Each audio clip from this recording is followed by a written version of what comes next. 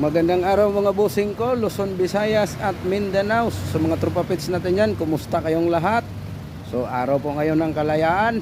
Alright, sa mga lumaya na dyan, ito mayroon tayong available na Toyota Race mga bossing, 2023 model na G-Variant 1.2 gasoline engine mga bossing. Ayan, so sariwang sariwa po ating unit. Original paint pa po yan mga bossing. At pagka gusto nyo, pwede nating bapingin yan. Ayan po, ikotan lang natin bagya yung kanyang exterior. So side mirror nito is mayroon na ring signal light and keyless na to mga bossing. Door entry, post start.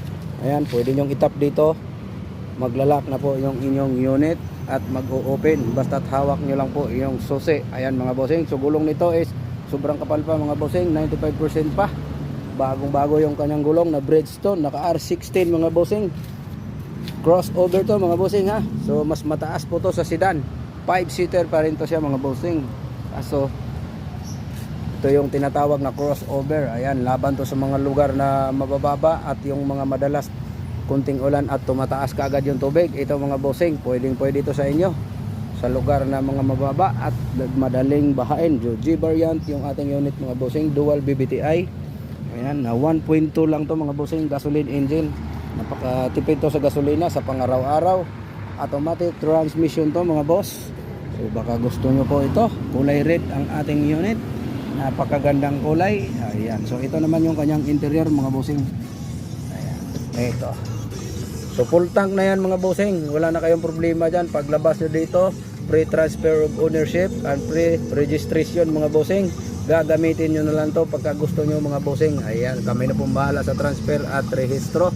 Mayroon na rin to siyang naka built-in na camera sa atras mga bossing, yung reverse camera. Ayan yung ating unit boss. So 61 km original odo yan mga bossing ha. Ayan, so ito naman yung kanyang interior mga bossing. So may cover pa yan ha, kulay itim.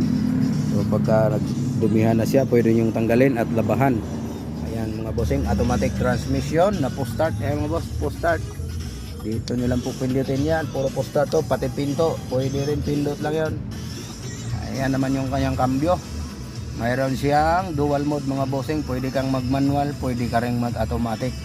Alright mga bossing, dito naman tayo sa second row. Ito yung kanyang likod. So only 5-seater mga bossing, crossover. So mataas to mga bossing kaysa sa sedan. So 680 mga bossing, negotiable. Ayan, ito naman yung kanyang reserva mga bossing sa likod, yung compartment niya. Kung may mga pangarga kayo, pwede